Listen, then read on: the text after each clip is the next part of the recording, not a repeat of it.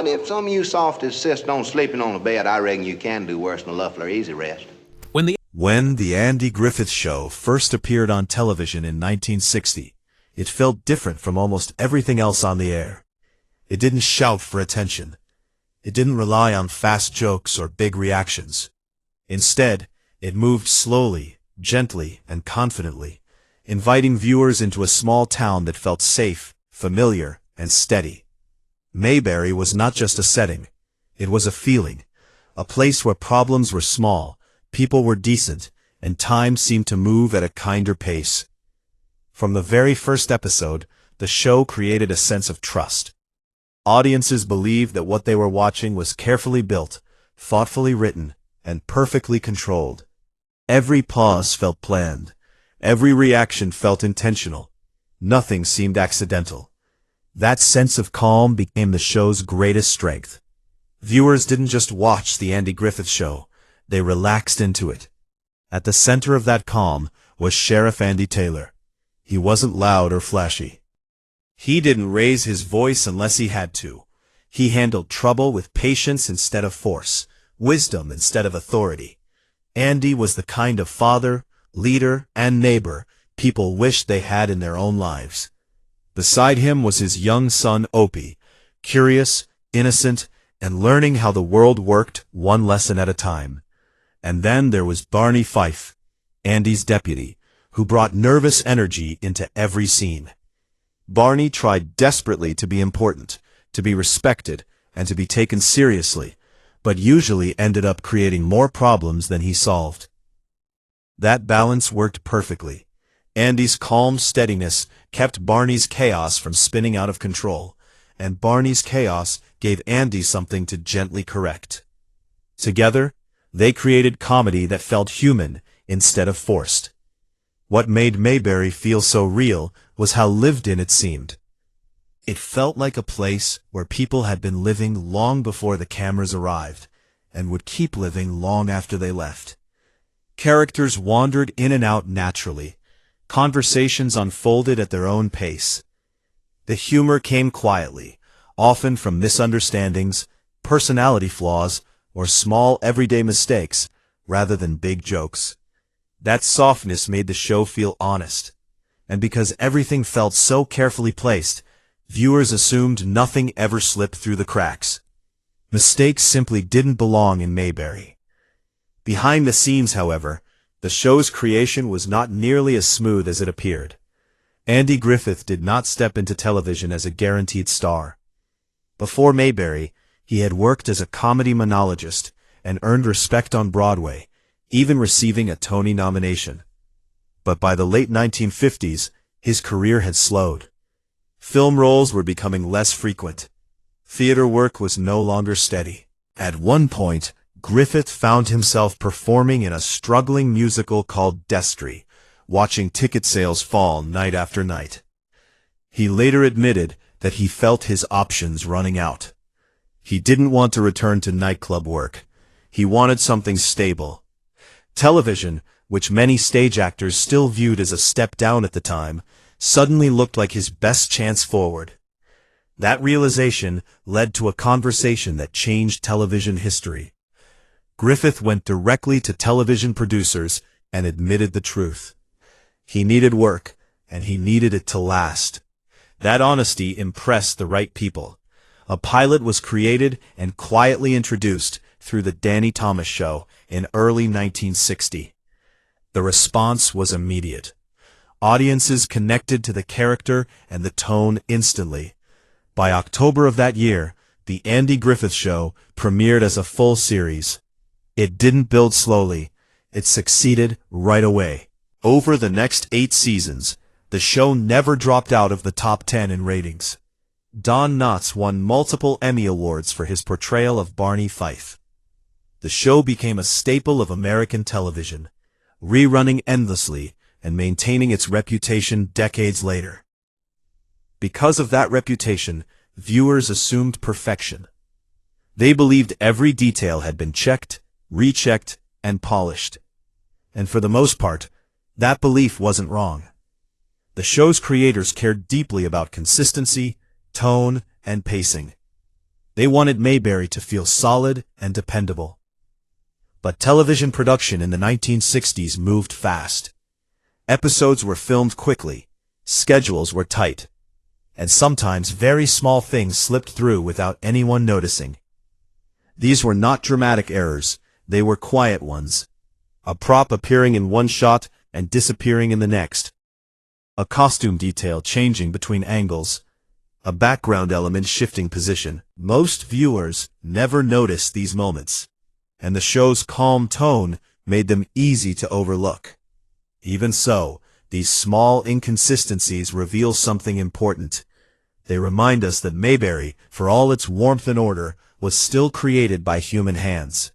It was built on sound stages in California, not in rural North Carolina. The famous fishing hole from the opening credits, which looks like a peaceful spot far away from the world, actually sits inside Franklin Canyon Park in Los Angeles, near Beverly Hills. The illusion worked because the show never asked viewers to look too closely, and most of the time, no one did. That illusion extended to the actors themselves. On screen, Andy was serious and steady, while Barney was jittery and anxious. In real life, the personalities were almost reversed. Andy Griffith was playful, warm, and relaxed behind the scenes. Don Knotts, who delivered such physical comedy on camera, was thoughtful, quiet, and highly focused. He approached his work carefully, almost scientifically, studying timing and movement with great precision. This contrast didn't weaken their performances, it strengthened them. Each actor brought something intentional to the role, even if it differed from who they were off-camera. All of this created a show that felt too controlled for mistakes, too gentle for accidents, too careful to allow anything truly unplanned to remain. And yet buried within this calm, polished world is a moment that breaks every rule Mayberry seemed to follow. A moment where something goes wrong on camera. A moment that was not reshot, not fixed, and not removed. It aired exactly as it happened. And somehow it stayed there for decades, hiding in plain sight. As viewers revisit the Andy Griffith Show with a closer eye, tiny inconsistencies begin to appear. They are easy to miss because the show never draws attention to them. One example involves Barney Fife's middle name, which quietly changes throughout the series. In one episode, it is given as Oliver. In another, it becomes Milton. At other times, the show avoids the issue altogether, reducing it to a vague initial. None of these versions match, and no explanation is ever offered. For most viewers, this detail passes unnoticed. But once it's spotted, it raises questions. How did such a basic character detail remain unsettled in a show known for its careful tone? Continuity slips appear in other places as well. In one episode, a character's glasses change between shots during the same scene. In another, Barney's shirt gains a pocket that wasn't there moments earlier, complete with a pack of cigarettes that appears without explanation. These are not mistakes that disrupt the story. They don't break the mood.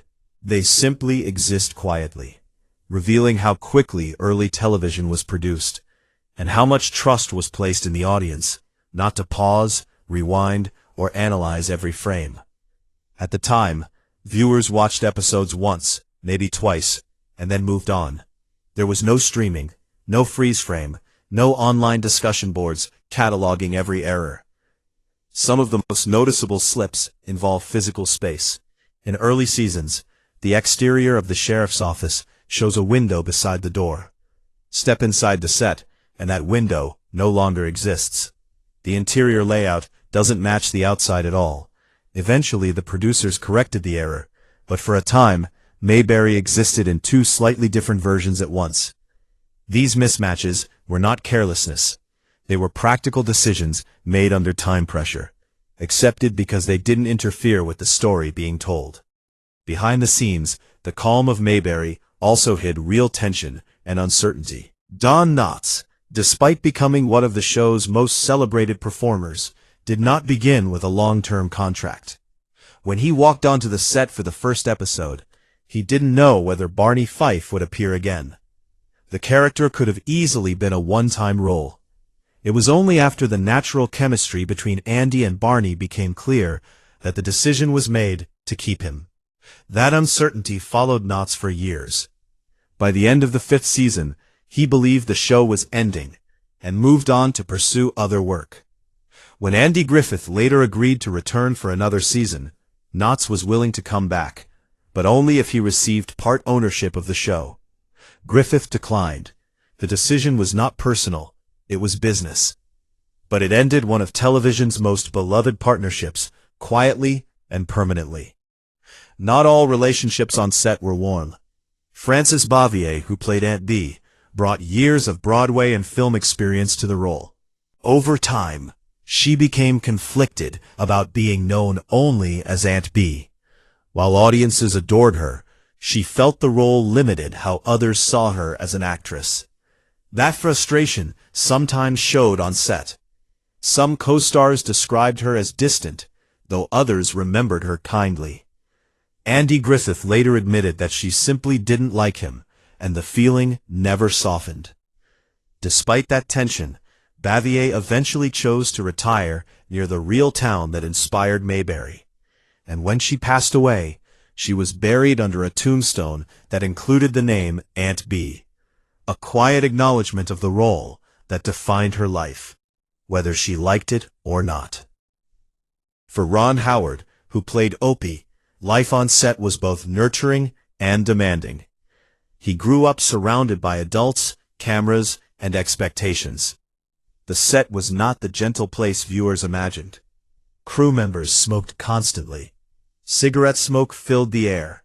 Howard later recalled that his eyes burned all the time from the smoke.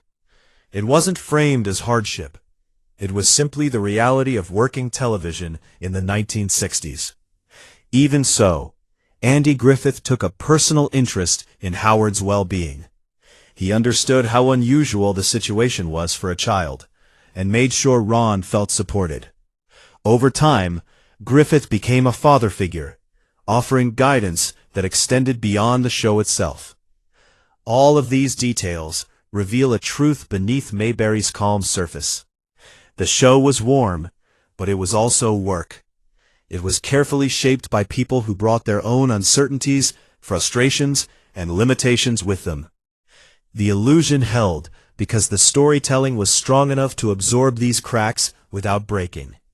And yet, among all these small slips, there exists one moment that stands apart. Unlike the others, it is not subtle. It is not debatable. It is not a continuity error that requires close inspection. It is a sudden, unmistakable accident, and it was never fixed. The moment occurs in the episode, The Big House. In the scene, Barney Fife is proudly instructing Gomer Pyle on how to draw his gun properly. Barney is completely serious, fully convinced he is passing on professional knowledge. Gomer, eager to impress, steps forward and follows the instructions exactly as given. Then it happens. The gun motion goes wrong. A glass object behind them shatters loudly and cleanly on impact.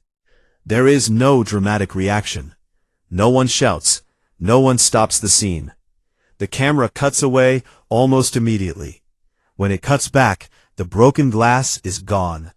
The shelf behind them appears perfect, as if nothing ever happened. The accident exists only for a brief moment, suspended between two shots. What makes this blooper remarkable is not just that the glass breaks, it's that the moment was left in. In an era without digital editing, fixing such a mistake would have required reshooting the scene.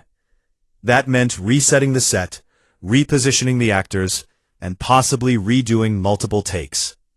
Television schedules did not always allow for that. If the performances were good and the mistake did not interrupt the dialogue, producers sometimes chose to move forward. In this case, the reaction, or lack of reaction, saved the scene. The actors stayed in character. The story continued. The show trusted that most viewers would never notice. And they were right. For decades, this moment slipped by unnoticed. It did not disrupt the calm of Mayberry. It did not break the story. Instead, it became a quiet reminder of how television was made, and how much depended on timing, trust, and acceptance of imperfection. The blooper does not ruin the scene. If anything, it humanizes it. It reveals that even in a world built on calm perfection, accidents happened, and sometimes they were allowed to remain. As the series moved toward its end, the Andy Griffith Show did something almost unheard of. It ended at the top. When the final season concluded in 1968, the show was still the #1 program on television. There was no decline, no loss of audience. Andy Griffith chose to step away because he did not want to be trapped in the role forever. The final episode filmed was not the final episode aired, a reminder that television endings are often shaped by scheduling rather than emotion. Even so, the farewell carried weight. Journalists gathered on set, fully aware they were watching the end of something rare. Andy Griffith reportedly struggled to stay composed during his final scene. After 8 years, removing the sheriff's badge was more than a costume change. It was the closing of a chapter. Later that evening, at the wrap party, he spoke briefly, overcome with emotion. He told the cast and crew that the experience had been the best 8 years of his life. Then, it was over. Mayberry did not fade slowly. It stopped cleanly, intact, and complete. The unedited blooper remains part of that legacy, not as a flaw, but as a detail, a small crack that reveals the human hands behind the calm. It reminds us that perfection was never the point. What mattered was how the world felt, not whether every detail lined up exactly. Mayberry worked because it trusted its audience, and because its audience trusted it in return. Even broken glass could disappear, and the story could continue. And maybe that's why the show still endures. Not because it was flawless, but because it knew when to let small imperfections pass. In a world that often feels rushed and loud, Mayberry offered something quieter, something steady, something human. And sometimes, that meant letting a mistake stay exactly where it happened. When people think about the Andy Griffith Show, they usually think about comfort. They think about quiet streets, front porch conversations, whistling theme music, and a world that feels safe from chaos. That feeling did not come from perfection. It came from trust. The show trusted its audience to slow down, to pay attention, and to care about people instead of spectacle. And in return, the audience trusted the show not to betray that calm. That trust is why even today, decades later, viewers return to Mayberry again and again. It feels like a place you can rest. The small mistakes scattered throughout the series do not weaken that feeling. In many ways, they strengthen it. When you notice a continuity error or an unedited blooper, it doesn't pull you out of the story. Instead, it gently reminds you that this world was built by real people, working under real conditions, doing their best to create something lasting. Those moments don't shout for attention, they whisper. And because the show itself is so gentle, those whispers blend naturally into the experience, rather than disrupting it. Modern television is very different. Episodes are edited digitally, frame by frame. Mistakes can be erased instantly. Continuity teams track every button, every prop, every strand of hair. Viewers pause, rewind, screenshot, and analyze. In that environment, a moment like the shattered glass would never survive. It would be erased before anyone outside the editing room ever saw it. But the Andy Griffith Show came from a different time. A time when television moved fast, trusted instinct, and accepted that not everything needed to be perfect if the heart of the scene was right. That philosophy extended to the way the show treated its characters. Nobody in Mayberry was flawless. Andy was wise, but not all-knowing. Barney was loyal, but insecure. Aunt Bee was caring, but stubborn. Opie was kind, but still learning. The show allowed people to make mistakes and grow from them. It didn't punish them harshly or mock them cruelly. That kindness is rare. And it's one of the reasons the show still feels relevant, even in a very different world. The unedited blooper fits perfectly into that philosophy. The glass breaks. No one panics. No one overreacts. The scene moves forward. Life goes on. In a strange way, it feels exactly like Mayberry. Problems are acknowledged, then gently absorbed, without drama. The town doesn't fall apart because something went wrong. It simply adjusts and continues. That's not just good television. It's a quiet lesson. As the years passed, the Andy Griffith Show never disappeared. It became a constant presence through reruns, syndication, and later streaming. New generations discovered it, often through parents or grandparents. And something interesting happened. Younger viewers, raised on faster, louder entertainment, still connected to it. They might not understand every reference or cultural detail, but they understood the feeling, the calm, the safety, the sense that people mattered more than noise. Andy Griffith himself struggled for years to escape the shadow of Andy Taylor. He worried that the role would define him forever. In some ways, it did, but not because it limited him. When he later found success as Matlock, another calm, thoughtful authority figure, audiences embraced him again. Not because he repeated himself, but because he embodied a type of strength that never goes out of style. Quiet confidence. Don Knotts, too, carried Barney Fife with him for the rest of his life. He played many roles after Mayberry, but Barney remained the one people remembered most. And instead of fighting that, Knotts eventually embraced it. He understood that Barney mattered because he was human, because he tried hard and failed often, because people recognized themselves in his nervous energy and desire to belong. Ron Howard went on to become one of the most successful filmmakers of his generation. Yet even as his career grew, he never spoke of the Andy Griffith Show with bitterness. He spoke of it with gratitude. He understood how rare it was to grow up in a place where people cared about him as a person, not just a performer. That foundation shaped everything that followed. Even Frances Bavier, despite her complicated feelings about Aunt B, could not escape the warmth people felt toward the character. And in the end, she didn't completely reject it either.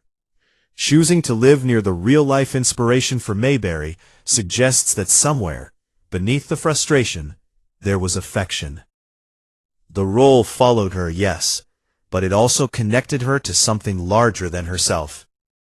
The legacy of the Andy Griffith Show is not built on technical perfection. It's built on emotional truth. The bloopers, continuity errors, and unedited moments are not flaws to be hidden. They are evidence of how the show was made and why it worked. They remind us that warmth does not require polish, and sincerity does not demand control. In a way, the shattered glass scene becomes symbolic. Something breaks unexpectedly. There is no time to fix it, and yet the world does not collapse. The story continues. That is Mayberry in a single moment. Not a perfect place, but a forgiving one. Today, when viewers notice these moments, they don't feel disappointed. They feel closer. Closer to the actors. Closer to the process. Closer to a time when television trusted its audience and allowed them to meet it halfway. That connection is rare, and it's why the show still matters. Mayberry lives on, not because it was flawless, but because it was honest. Because it understood that people don't need perfection to feel comfort. They need kindness. They need patience. They need a place where mistakes don't define you forever. And sometimes, they need to see that even a carefully built world can let a small accident remain, untouched, unedited, and quietly human. If you look closely, you'll still find those moments waiting. A glass that breaks, a detail that shifts, a reminder that behind the calm surface, real people were doing real work. And somehow, that makes Mayberry feel even more real. Did you ever notice this moment? Or another one we didn't mention? Let us know in the comments. If you enjoyed this deep dive, like the video, subscribe to the channel, and click the next video on your screen for another look behind television history.